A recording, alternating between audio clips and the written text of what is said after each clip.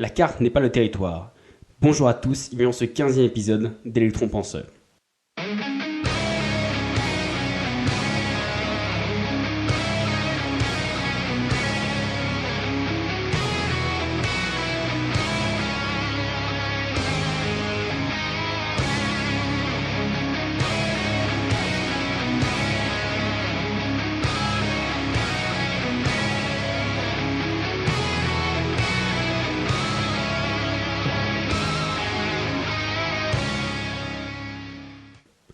Donc si vous nous rejoignez juste ici, pour pas être perdu, sachez que cet épisode en fait c'est le premier d'une série qui vise à détailler en fait les principes de la PNL, notamment en abordant les différents concepts qui la composent.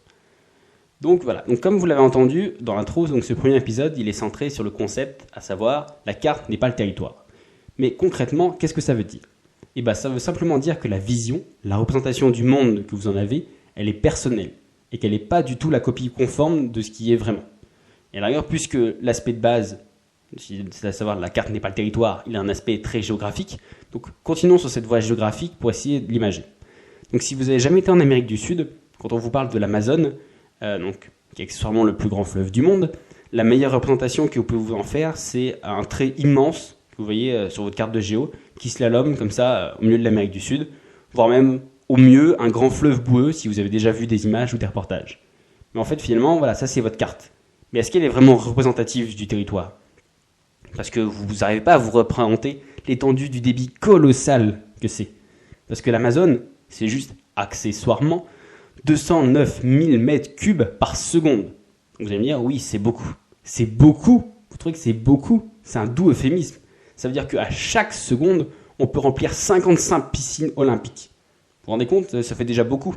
Vous voyez la basilique Saint-Pierre, c'est immense pour ceux qui l'ont déjà vu, et c'est grandiose, c'est vachement haut, c'est vachement profond et tout ça.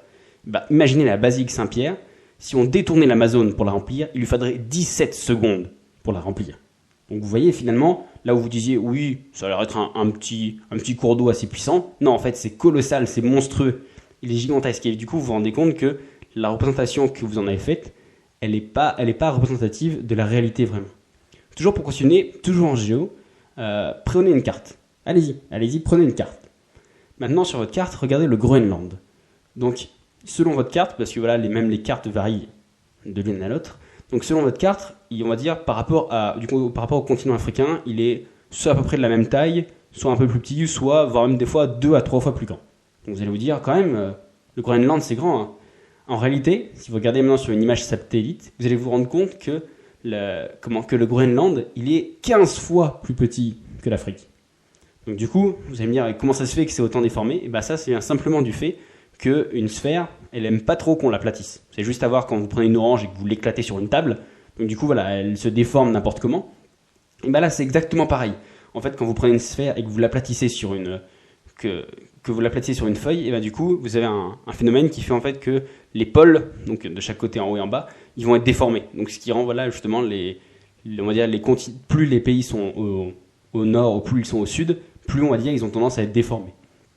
Mais or, du coup, si vous n'avez pas vérifié avec une image satellite ou que vous n'avez pas vraiment représentation pour vous faire à l'idée de la taille, vous pouvez rester persuadé que votre carte que vous avez, elle représente le territoire. Et voilà, c'est vraiment concret. Vous pensez vraiment que la carte, c'est une carte du monde, donc elle doit représenter le monde. Alors qu'en fait, non. Vous pensez des choses complètement fausses, et donc du coup, elle représente qu'une image de ce qu'est le monde. En sachant que voilà, les proportions, elles sont pas bonnes, que les continents, ils sont pas vraiment à la même place. Donc du coup, voilà, c'est pour vous dire que, voilà, ne serait-ce que même en géo, quand même, qui est le moyen le plus imagé de montrer ça, et du coup, non. La carte, elle n'est pas forcément le territoire. Le territoire, il peut être bien différent de ce qui est vraiment. Et donc du coup, si votre présentation du monde, elle est personnelle, il faut prendre en compte du coup que comme elle est personnelle, elle dépend d'une personne à l'autre. Donc par exemple, on va prendre l'exemple, si par exemple vous étiez un paysan au début du XXe siècle, et pour vous, Paris c'était la ville à l'autre bout du monde. Alors que maintenant, Mars, ça nous paraît presque à portée de main, on a presque l'impression que demain, on va pouvoir prendre le train pour pouvoir y aller. Donc ailleurs, les distances là, entre les deux, elles n'ont toujours pas changé. Je veux dire, par rapport à votre petit village perdu, Paris il s'est pas éloigné de 200 km. Et même si Mars a un peu bougé avec les orbites, il n'a pas changé de galaxie. Voilà, les distances, elles sont à peu près toujours les mêmes. Mais c'est juste notre représentation de ces distances qui ont changé.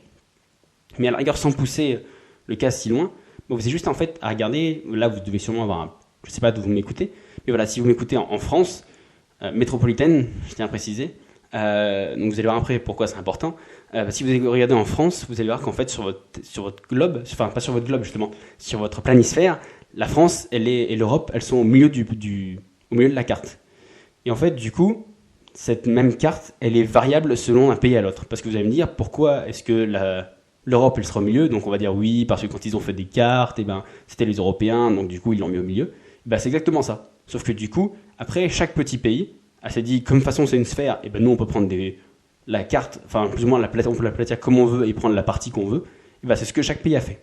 Donc du coup, si vous m'écoutez, par exemple, depuis un autre pays, à savoir même depuis les Antilles ou autre, et que vous avez des cartes qui correspondent un peu à votre région, vous allez voir qu'en fait les cartes elles sont bien différentes. Par exemple les cartes américaines ou les cartes chinoises et japonaises, et du coup on a du mal à se représenter dessus parce que l'Europe elle est plus au milieu, elle est dans un petit coin, elle est soit tout à droite soit tout à gauche, mais parce que justement le pays qui a imprimé les cartes a mis son pays au milieu de la carte. Et donc du coup c'est pour montrer que même la carte, même le monde même de la carte du monde, et ben elle change selon les personnes, selon les pays. Et encore mieux, si vous voulez être dépaysé, allez regarder une carte d'Australie. Pas une carte du pays d'Australie, mais une carte du monde prise en Australie. Du coup, nous, sur notre carte, leur pays, il apparaît comme tout petit dans un coin là-bas au loin. Et du coup, on peut dire oui, mais même s'ils le mettent au centre, tout ce qu'ils vont voir, c'est un grand océan. Parce que voilà, s'ils le centrent, ils auront juste le milieu de l'océan Pacifique. Et qu'à cela ne tienne, les Australiens, ils ont retourné, plus ou moins à ce que nous, on pourrait, la représentation qu'on pourrait en avoir, ils l'ont retourné pour placer l'Australie, plus ou moins, on va dire, un peu la tête en bas et au milieu de la carte. Donc du coup, voilà, c'est pour vous dire que ne serait-ce que même la carte, elle change. Donc du coup, le territoire, lui, il n'a pas du tout changé. Donc du coup, c'est la carte, la représentation du monde qu'on en a, qui change. Donc à chacun sa propre carte, mais le territoire, il reste le même.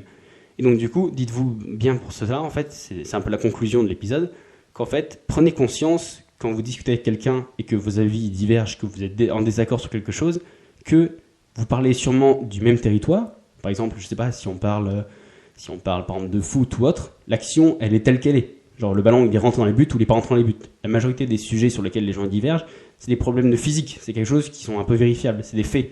Et la seule chose pour laquelle ils divergent, c'est que le territoire est le même, mais ils ont des cartes différentes. Et là, c'est exactement la même chose. Donc là, la prochaine fois que vous divergez un peu avec quelqu'un, au lieu de lui gueuler dessus en disant qu'il comprend rien ou autre, dites-vous plutôt que voilà, c'est juste vos avis qui divergent. Pour finir, pour montrer un bel exemple là-dessus, il y a quelques années aux États-Unis, parce qu'apparemment ils aiment bien faire beaucoup de choses aux États-Unis, du coup dans une école en fait ils ont mis une photo, ils ont mis juste en fait une image dans un amphi, et voilà en fait l'image, selon les interprétations, elle représentait soit une vieille femme ou soit une jeune fille. Vous avez sûrement déjà vu cette image, elle est assez connue maintenant. C'est souvent une image un peu en trompe-l'œil, à savoir que voilà, on voit soit l'un, soit l'autre. Et donc du coup, vraiment, les étudiants ont commencé à s'engueuler parce que ils se comprenaient pas. C'était exactement la même image, mais il y en a un qui disait que c'était une vieille femme, alors peut-être mais non, regarde, c'est une jeune fille. Jusqu'au moment où le prof a fini par occulter, on va dire, les éléments qui ont permis aux uns de voir à tout le monde de voir la jeune fille et à tout le monde de voir la vieille femme. Et à partir de là, et voilà, ils ont un peu rigolé de dire que finalement, voilà, ils s'étaient un peu pris la tête pour pas grand-chose parce qu'ils avaient vu la même image, mais ils l'avaient interprétée différemment. Donc du coup, pour finir aujourd'hui, donc le petit call to action du jour, donc en fait, c'est que la prochaine fois que vous êtes en désaccord avec une personne, donc plutôt que de juste vouloir cogner dedans en disant que vous avez raison, et du coup, prenez un peu de recul et posez-vous la question suivante, en fait, quelle est sa carte? C'est quoi sa vision du monde? C'est quoi son point de vue? Et en fait, c'est seulement au regard de ça, seulement en vous mettant, on va dire, à la place de l'autre, que vous pourrez comprendre ses motivations et son désaccord. Puis à part même si l'autre il veut faire exprès, mais non, même pas, parce que même si l'autre il veut faire exprès, si vous vous mettez à sa place, vous allez comprendre qu'il fait ça exprès juste pour vous embêter. Donc du coup, voilà, c'est le seul moyen de vraiment, si vous êtes vraiment dans un désaccord où il y a une dispute ou autre, le seul moyen vraiment de comprendre la personne d'en face, c'est de se mettre à sa place.